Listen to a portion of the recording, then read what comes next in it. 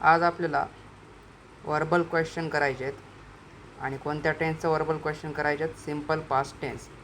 जर तुम्हाला simple past टेन्सचं असरेटिव्ह सेंटेन्स दिले आणि तुम्हाला म्हटलं की त्याचं वर्बल क्वेश्चन करा, तर ते कसं करायचं ते आज आपण पाहणार आहोत. तर बघा, सिम्पल पास्ट टेन्स जेव्हा वाक्य असते आणि असरेटिव्ह सेंटेन्समध्ये असते त्याची रचना कशी असते?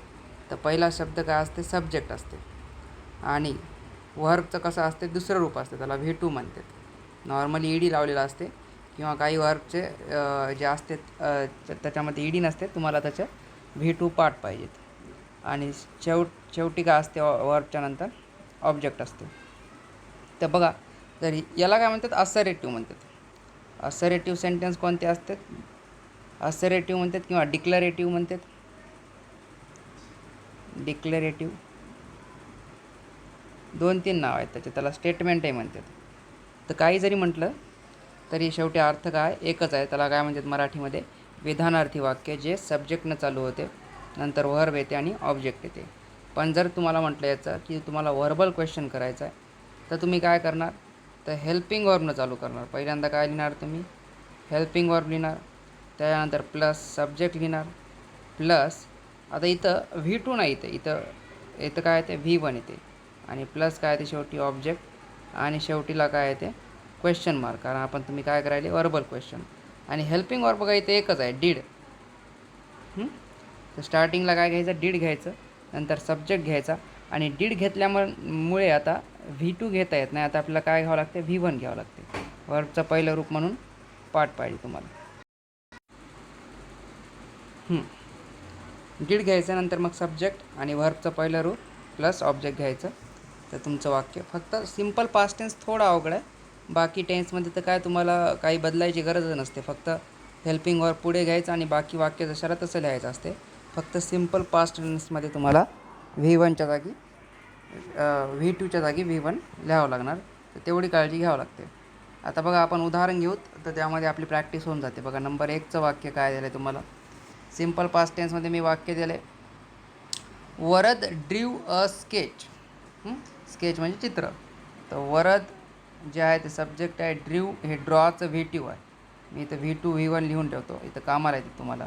तेव्हा DRAW ड्रॉ V1 आहे आणि DREW हे ड्रीव V2 आहे आणि DRAWN ड्रॉन हे काय आहे? V3 आहे. तर वरद ड्रीव काय आहे? V2. अ स्केच काय आहे? ऑब्जेक्ट. हे असरेटिव्ह सेंटेन्स आहे. जर तुम्हाला म्हटलं याला की याला काय करायचं आहे? एक्झाममध्ये क्वेश्चन आला, याला म्हटलं वर्बल क्वेश्चन बनवा, तर कसं बनवणार तुम्ही? तुम्हाला पहिल्यांदा हेल्पिंग वर्ब लिहावं लागणार. आता बघा, इथं हेल्पिंग वर्ब दिलेलं नाही आहे, तर तुम्हाला आधी ओळखावं लागणार मनानं की हे वाक्य कोणत्या टेन्समध्ये आहे? सिम्पल पास्ट टेन्समध्ये. आणि सिम्पल पास्ट टेन्समध्ये तुम्ही मनाने हेल्पिंग वर्ब कोणतं घेणार? Did, DID. त्याच्यानंतर सब्जेक्ट घेणार. सब्जेक्ट कोण आहे? वरद. वरद घेतलं. बघा, सब्जेक्ट म्हणजे यस काय वरच्या वाक्यामध्ये? वरद आहे. त्याच्यानंतर बघा, सब्जेक्ट नंतर V1 घ्यायचं आहे आपल्याला. आता V2 घ्यायचं नाही. इथं वाक्यामध्ये काय दिलेलं आहे? V2 ड्रीव. पण त्याचा V1 काय आहे? बघा, त्याचा V1 आहे ड्रॉ. इथं बघा मी लिहून ठेवलेलं आहे, V1 काय आहे? ड्रॉ. म्हणून डीड वरद ड्रॉ आणि शेवटी काय येणार? ऑब्जेक्ट जशाला तसं अ स्केच.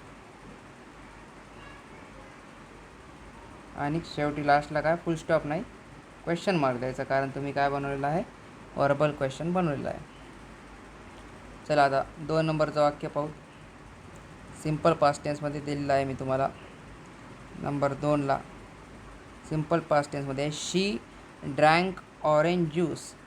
शी सब्जेक्ट आहे, ड्रँक काय? V2 आहे आणि ऑरेंज ज्यूस काय तुमचं? ऑब्जेक्ट आहे. बघा, yes plus V2 plus object हे काय झालं तुमचं? Simple past tense. जर तुम्हाला याचं वर्बल क्वेश्चन करायचं आहे, तर तुम्हाला पहिल्यांदा काय लिहावं लागणार? Helping verb. हेल्पिंग वर्ब आहे का इथं? नाही. तर आधी तुम्हाला ओळखावं लागणार की वाक्य कोणत्या टेन्समध्ये आहे? हे वाक्य आहे सिम्पल पास्ट टेन्समध्ये. ओळखल्यानंतर तुम्हाला माहीत आहे की सिम्पल पास्ट टेन्समध्ये हेल्पिंग वर्ब काय असते? Did, DID. डीड घेतलं. त्यानंतर सब्जेक्ट घ्यायचा. सब्जेक्ट कोण आहे? शी घेतलं. त्याच्यानंतर बघा, इथं V2 काय? ड्रँक आहे. आता मी V1 लिहून ठेवतो. इथं V1 आहे ड्रिंक. ड्रिंक म्हणजे पिणे. V2 आहे ड्रँक, DRANK ड्रँक हे आहे V2. आणि DRUNK ड्रंक हे आहे V3. दीडशी तुम्हाला V1 लिहायचं. V1 काय? ड्रिंक. दीडशी ड्रिंक आणि ऑब्जेक्ट आहे ऑरेंज ज्यूस आणि शेवटी question mark. Did she drink orange juice झालं तुमचं वर्बल क्वेश्चन. नंबर 3 घ्या.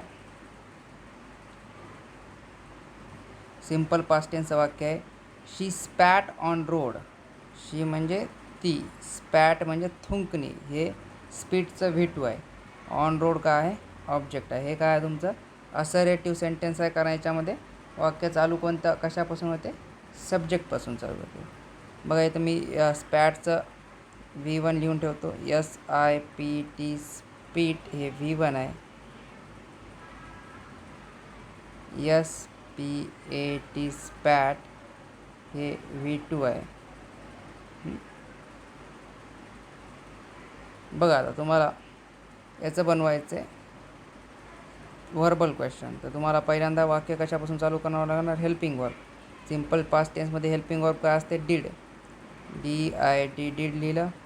त्याच्यानंतर तुम्हाला काय लिहावं लागणार? सब्जेक्ट. सब्जेक्ट कोण आहे? शी. डिड शी. त्याच्यानंतर तुम्ही काय लिहिणार? V1. स्पीटचं V1 काय?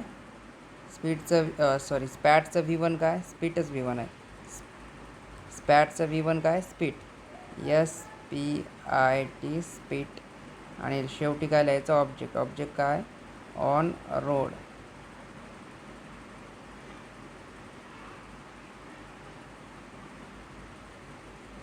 आणि लास्टला question mark. Did she spit on road. तर हे याचा अर्थ काय होते या वाक्याचा? हे प्रश्नार्थ वाक्य. याच्यामध्ये अर्थ काय होते की तिने रस्त्यावर थुंकले का. हे डिड जे आहे हे हेल्पिंग वर्ब पहिला अंडरलाईन करायचं. शी जे आहे ते सब्जेक्ट आहे. स्पीट जे आहे ते V1 आहे. ऑन रोड आहे जे ऑब्जेक्ट आहे.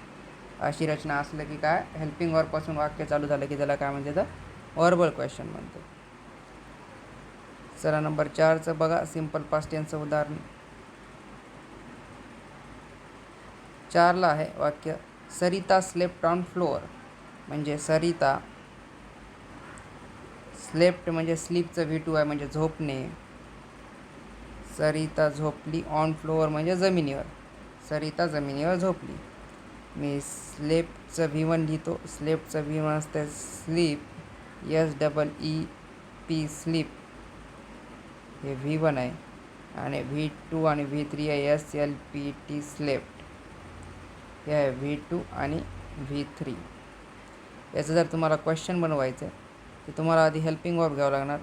हेल्पिंग वर्ब इथं दिलेलं नसते. सिंपल पास्ट टेन्सचं वाक्य आहे असं तुम्हाला ओळखायचं. आणि सिंपल पास्ट टेन्समध्ये मनानं घ्यावं लागणार तुम्हाला हेल्पिंग वर्ब कोणतं? DID.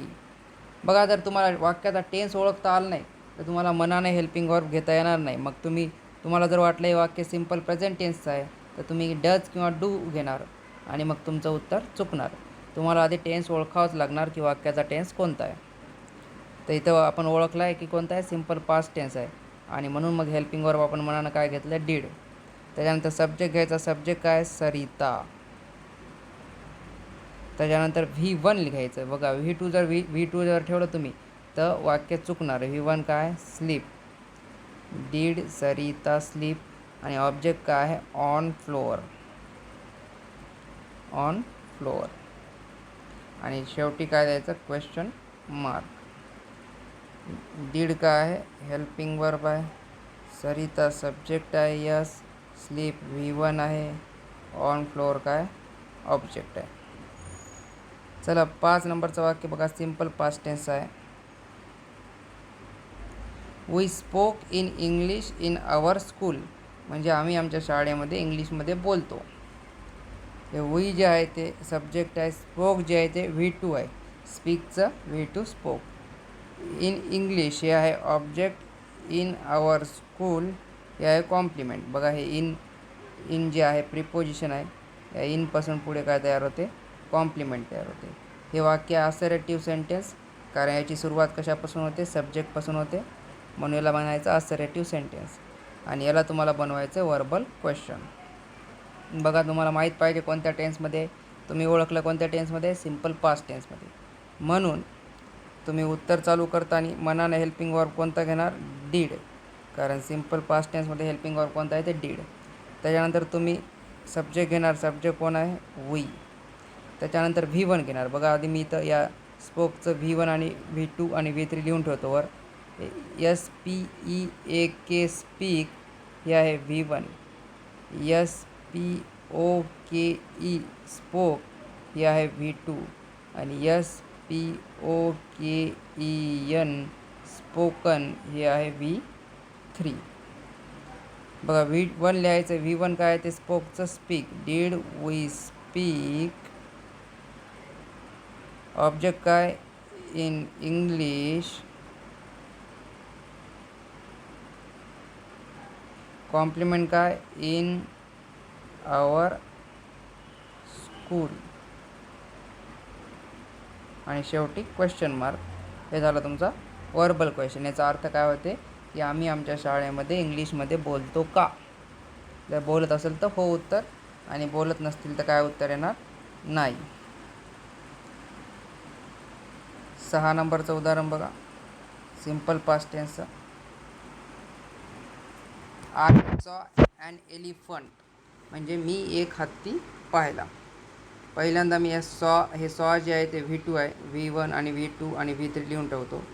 बघा CV1 असते म्हणजे पाहणे, V2 आहे सॉ, SAW सॉ म्हणजे पास्ट टेन्स पाहिले, आणि V3 असते सीन. बघा आधी याला अंडरलाईन करून घ्या. हे काय आहे, सब्जेक्ट आहे. सॉ का आहे, V2 आहे. ॲन एलिफंट का आहे, ऑब्जेक्ट आहे. आता याला तुम्हाला, हे आहे तुमचं असर्टिव्ह सेंटेन्स, कारण कशापासून चालू होते, सब्जेक्टपासून. तुम्हाला बनवायचं क्वेश्चन. तर वर्बल क्वेश्चन बनवताना तुम्हाला काय घ्यावं लागणार, हेल्पिंग वर्ब. आता या वाक्यामध्ये नाही आहे हेल्पिंग वर्ब, तर तुम्हाला मनाने हेल्पिंग वर्ब घ्यायचे. आणि त्याच्यासाठी मनाने हेल्पिंग वर्ब घ्यायसाठी तुम्हाला आधी ठरवावं लागणार की वाक्य कोणत्या टेन्समध्ये आहे. तर हे वाक्य आहे सिम्पल पास्ट टेन्समध्ये. सिम्पल पास्ट टेन्समध्ये हेल्पिंग वर्ब कोणतं घ्यायचं, डीड, DID. त्याच्यानंतर सब्जेक्ट घ्यायचा आय, त्याच्यानंतर V1 घ्यायचं, सॉचं V1 C, आणि ऑब्जेक्ट नंतर जशाला तसा ॲन एलिफंट म्हणजे एक हत्ती. DIC ॲन एलिफंट म्हणजे मी एक हत्ती पाहिला का. पाहिला असेल तर उत्तर काय येणार, हो. पाहिला नसेल तर उत्तर काय येणार, नाही. म्हणून तर त्याला काय म्हणतात, यस नो टाईप क्वेश्चन. कारण या प्रश्नाचं उत्तर एक तर यस येते, नाही तर नाही येते. डीड का आहे, हेल्पिंग वर्ब. आय काय आहे, सब्जेक्ट. सी का आहे, V1. ॲन एलिफंट का आहे, ऑब्जेक्ट. तर सगळं तुम्हाला आलं पाहिजे. असर्टिव्ह सेंटेन्समध्ये पण जे सिम्पल पास्ट टेन्स आहे त्यालाही अंडरलाईन करता आलं पाहिजे. तुम्ही त्याच्यानंतर त्याचं वर्बल क्वेश्चन केलं, त्याच्यातल्याही प्रत्येक शब्दाला तुम्हाला अंडरलाईन करून सांगता आलं पाहिजे की प्रत्येक शब्द काय काम करते वाक्यामध्ये, हेल्पिंग वर्ब आहे का, वर्ब आहे का, ऑब्जेक्ट आहे. चला पुढचं उदाहरण बघा, 7 नंबरचं. 7 नंबरचं वाक्य काय आहे, सिम्पल प्रेझेंट टेन्समध्ये, सिम्पल पास्ट टेन्समध्ये तुम्हाला काय सांगितले, Sharad gave money to needy people.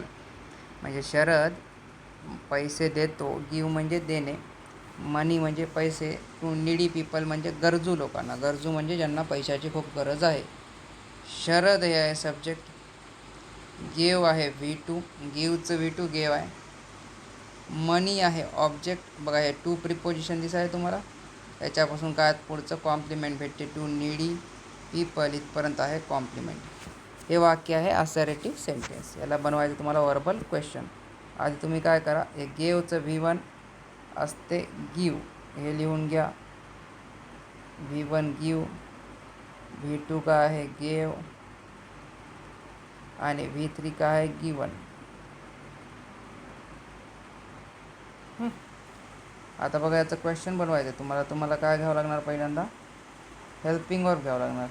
Helping verb काय असते इथं दिलेलं नाही बघा हेल्पिंग वर्ब, कारण सिम्पल पास्ट टेन्समध्ये हेल्पिंग वर्ब नसते. तर तुम्हाला काय करायचं, मनाने हेल्पिंग वर्ब घ्यायचं आहे. तर मग सिम्पल पास्ट टेन्समध्ये हेल्पिंग वर्ब कोणता आहे ते डीड, DID डीड. त्यानंतर सब्जेक्ट घ्यायचा, डीडच्या नंतर सब्जेक्ट कोण आहे शरद. त्यानंतर V1 गेवचं V1 काय बघा, गेवचं V1 इथं लिहून दिलं बघा, गिव काय गिव, डीड शरद गिव. त्यानंतर ऑब्जेक्ट काय मनी. त्यानंतर कॉम्प्लिमेंट काय to needy people.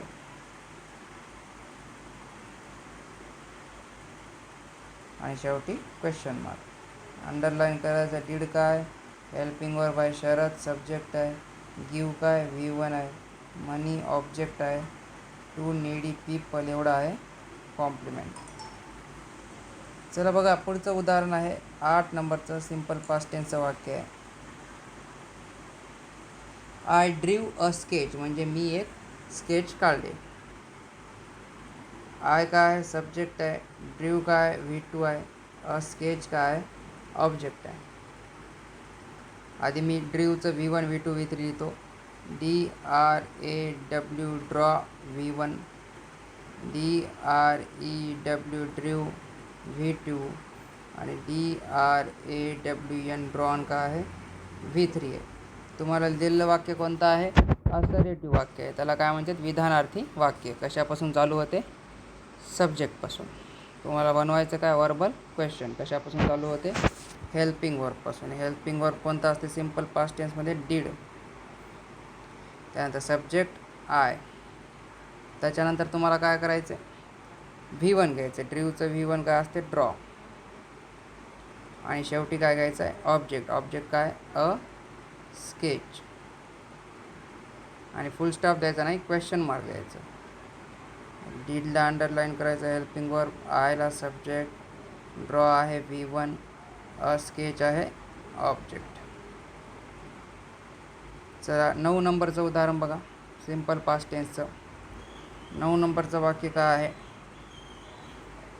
She cut onions. आता बघा हे थोडंसं अवघड आहे, कारण आता इथं मी वर लिहून ठेवले म्हणून तुम्हाला कळालं की हे वाक्य सिम्पल पास्ट टेन्स आहे. पण तुम्हाला जर परीक्षेमध्ये आलं तर कसं कळणार हे सिम्पल पास्ट टेन्सचं वाक्य आहे. कारण कटचं V1 असते कट,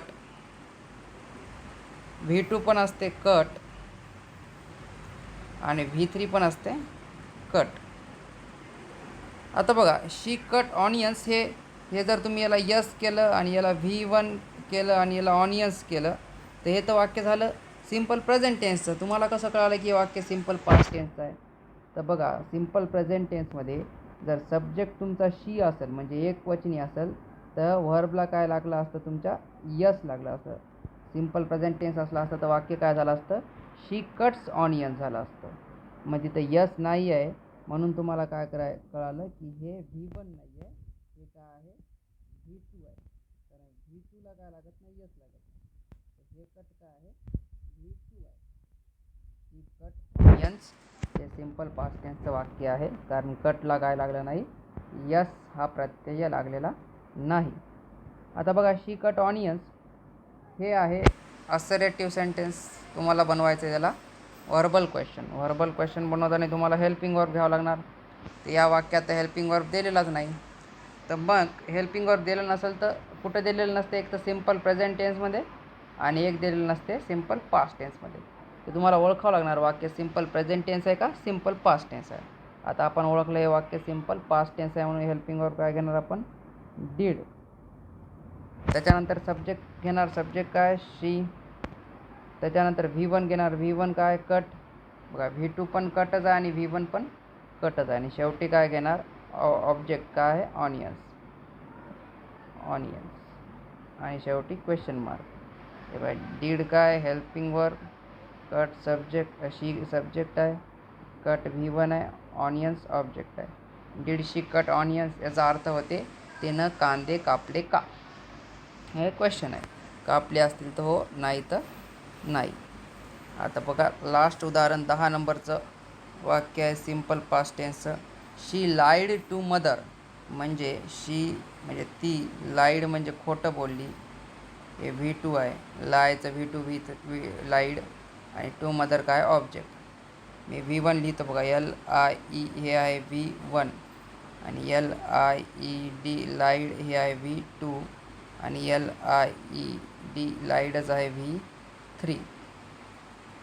तर हे वाक्य आहे असर्टिव्ह सेंटेन्स. याला वर्बल क्वेश्चन करायचे. सिम्पल पास्ट टेन्समध्ये वर्बल क्वेश्चन करताना हेल्पिंग वर्ब काय ते डीड. त्याच्यानंतर सब्जेक्ट काय शी. त्यानंतर V1 घ्यावं लागते. V1 येते लाईड करायचं नाही आता. आणि ऑब्जेक्ट घ्यायचा टू मदर. म्हणजे वाक्य काय झालं, did she lie to mother. होय. डीड काय आहे हेल्पिंग वर्ब, शी काय सब्जेक्ट, लाय काय V1, टू मदर काय ऑब्जेक्ट. म्हणजे याचा अर्थ काय होते, तिने आईला खोटे बोलले का. तर हे झाले तुमचे वाक्य. आता मी होमवर्क म्हणून करायसाठी तुम्हाला 3 वाक्य देतो. Simple past टेन्सचे. नंबर 1 वाक्य आहे, Radha put money in bank. म्हणजे राधानं पैसे बँकेत टाकले. तुम्हाला याचं क्वेश्चन बनवायचं. नंबर 2चं वाक्य आहे, दे वेंट. गोचं पास्ट टेन्स आहे went. They went to exam. म्हणजे ते एक्झाम द्यायला गेलेत. आणि नंबर 3चं वाक्य आहे, प्रतीक